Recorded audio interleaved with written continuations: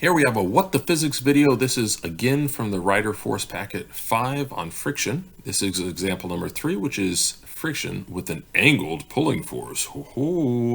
So, of course, we have our learning target. We can distinguish types of friction and solve for each using the fun equation. We have a girl pulling a 2-kilogram bag of soccer balls across the level. This is very important. That is level practice field at a constant velocity, which means the net forces on X and Y are 0. Yay! And the pulling force is at 40 degrees above the horizontal. So she pulls on the rope handle with the force of 13 newtons. And we're looking for the force of friction and the coefficient of friction. So what makes this a bit more complicated is the fact that there's this angled pulling force. But that's okay, as long as we go through the steps, we should be able to get this figured out, no problem. So we start off by drawing out the free body diagram. We're on Earth, so that means gravitational force. Oh, stop that, you goose. Gravitational force. And then there is a normal force pointing upwards. Hooray! Now notice my normal force isn't as large as my gravitational force. Why is that? Because I've also got this pulling force that is up and to the side, somewhere along there. And I'll call that tension. And then I also have a frictional force going this way. Yes, that's pretty good. So there's my frictional force.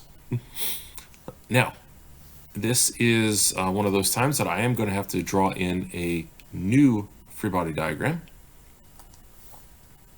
when I am breaking things down into the X and Y pieces.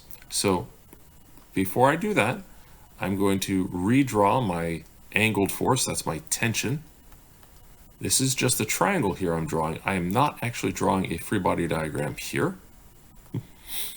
Ftx, and then my lovely Fty. And here is my angle theta. Good. So I do need to break this tension force down into the X and Y pieces, knowing that I have my hypotenuse, and if I'm looking for my Y component, that means I'm going to be using, that's opposite of hypotenuse, that's going to be sine. So sine of theta is opposite, which is Fty, divided by hypotenuse, which is Ft. And then if I were to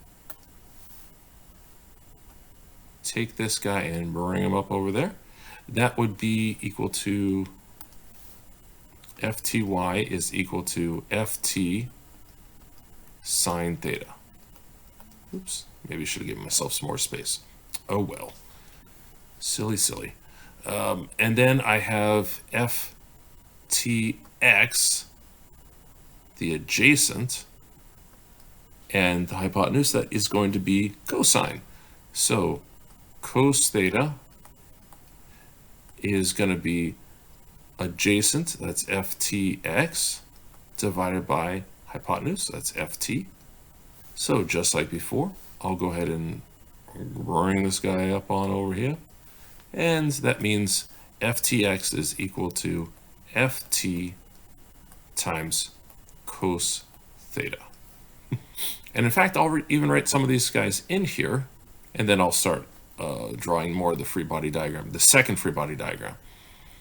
So let's see. Look at this big old list of variables. That's crazy. Gravitational force is just going to equal m times g, which is equal to 2 times 9.8. That's going to be 19.6 newtons. Normal force is not going to equal 19.6 newtons. We'll get to that in just a moment. The tension force, we said, is equal to 13 newtons. That's the original tension force, but that is pulling at an angle of 40 degrees. And then if I want to go ahead and solve for the tension on the Y, that was when I say Ft times sine theta. That specifically, that's going to be 13 times sine of 40. That is going to give me 8.36. It's going to be 8.36 newtons. And then for the x, that is going to be same idea, except using cosine.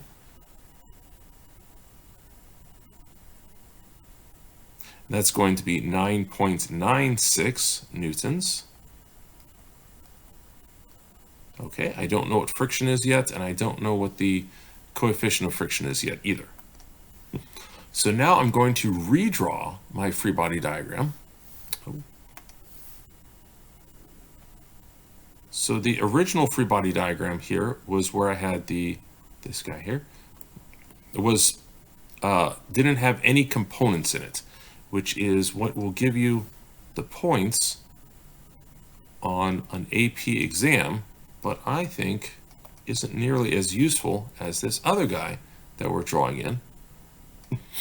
And as I've said before, the main point, well, the two main points of drawing out the free body diagrams is to show that you have a good concept of what's going on. So that's what the AP folks are going to be looking at, whether you're actually in AP or not.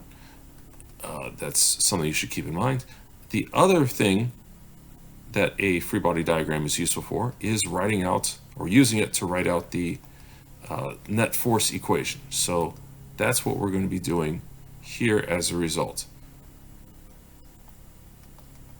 Okay, so all I did was take this tension and break it down up here. This is not a free body diagram up here. This is just the triangle, but I did break it down here. You are never allowed to have the hypotenuse as well as the components in the same free body diagram. That is bad news.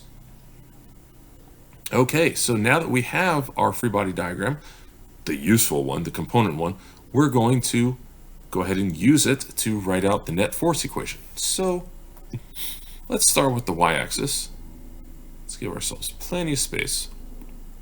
Net force on the y equals mass times acceleration on the y. Now we were specifically told that this is equal to 0, but it makes sense too, because it's not like this bag of soccer balls is going to start floating up into the air or falling downwards. So that'd be 0 anyhow, yeah? Yeah. So net force on the y equals, and then we'll go ahead and add up the forces on the y-axis. It's going to be normal plus Fty minus Fg, and I say add them up, keeping in mind that we add them as vectors. And that all is equal to 0. Now, if you notice, we already have the gravitational force. We solve for the Fty. What we're going to be doing is looking for the normal force. Now you say, well, why? We weren't specifically asked for the normal force.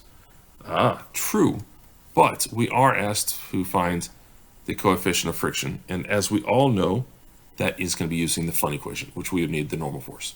So let's go ahead and solve for normal force.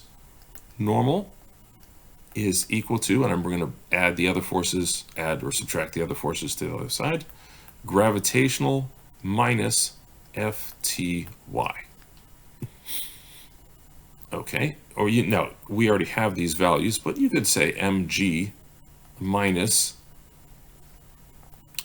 let's see, Ft times sine theta, if you would like.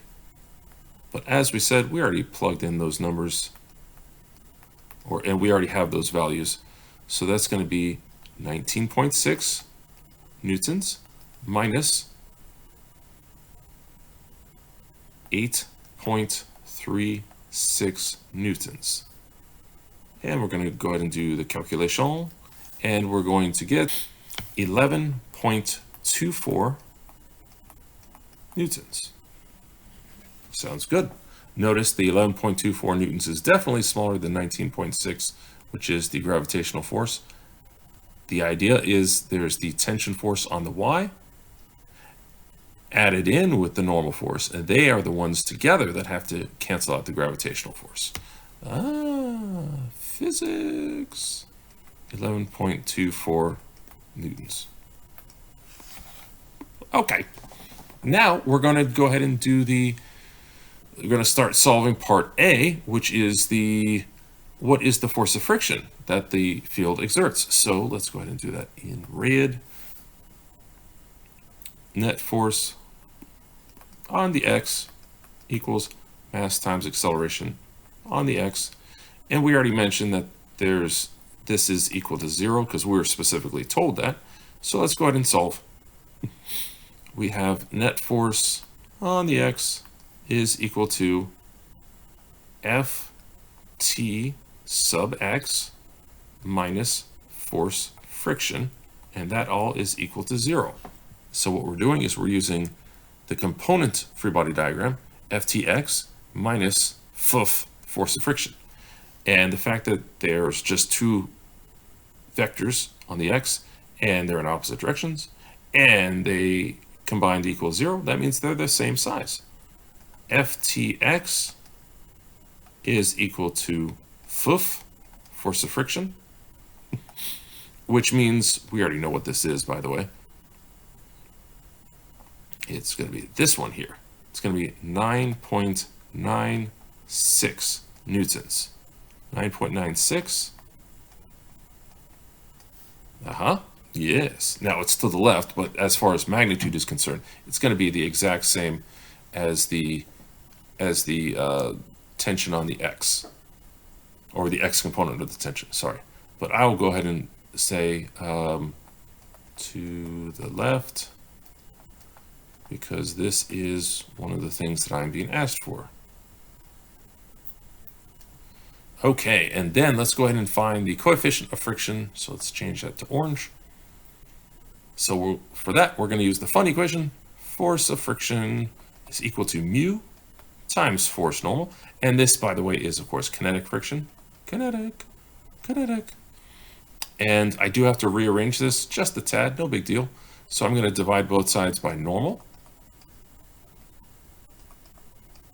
Boop, boop. Okay, so mu, kinetic, is equal to force friction, kinetic, divided by the normal force. And I just happen to have those values. Yes, 9.96 newtons divided by 11.24 newtons. And that's going to have mu is equal to 0.89. And remember, there are no units on mu because the newtons cancel out.